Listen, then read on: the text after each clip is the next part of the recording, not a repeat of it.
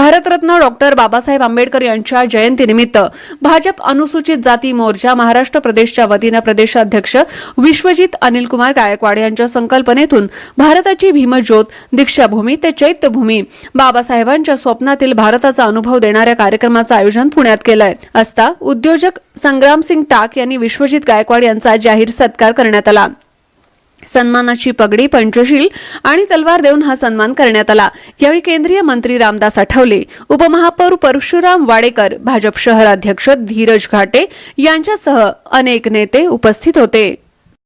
संग्रामसिंग टाक, मंगेशजी रोकडे या सहकार्याच्या हस्ते माननीय प्रदेशाध्यक्ष विश्वजित दादा गायकवाड यांचा या ठिकाणी सत्कार होत आहे। मंचावर उपस्थित यांचं माननीय प्रदेशाध्यक्ष विश्वजित दादा गायकवाड यांच्या वतीने मी शब्दसुमनांनी या ठिकाणी स्वागत करतो।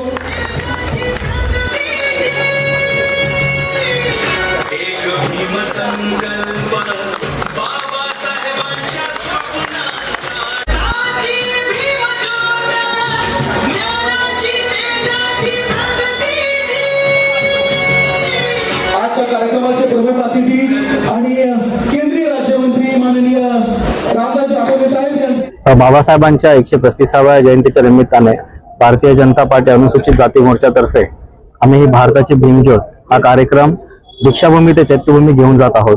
हा कार्यक्रम नागपूरमध्ये 17 तारखेला आमचे प्रदेशाध्यक्ष आदरणीय रवींद्रजी चव्हाण साहेब यांनी ही भीमज्योत तिथे प्रज्वलित केली आणि तिथून ती नागपूर ते अकोला ते नाशिक, पुढे छत्रपती संभाजीनगर, लातूर, सोलापूर, पुणे आणि शेवटी ती मुंबईमध्ये चैत्यभूमीमध्ये आम्ही ती समर्पित करणार आहोत।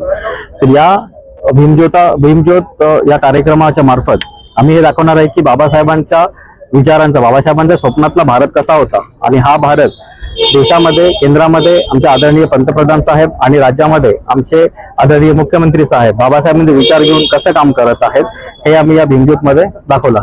भारतीय जनता पक्ष जो आहे या भारतीय जनता पक्षासोबत जायचं की नाही, शिवसेनेसोबत जायचं की नाही, मी तुमच्यावर म्हणून होतो। काँग्रेस पक्षासोबत 3 वेळेला खासदार म्हणून आलो, पण 4थ्या वेळेला मला शिर्डीमध्ये पाडलं आणि काँग्रेसच्या काळामध्ये माझ्या घरातलं सामान काढलं। काँग्रेसचे अनेक नेते हरले तरी त्यांचे बंगले वर्ष 2-2 वर्ष असेच असतात, जास्त वर्ष।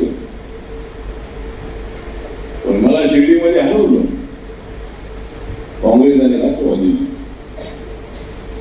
मग मी ठरवलं की आता पुढच्या निवडणुकीमध्ये याला हरवल्याशिवाय राहत नाही आणि मी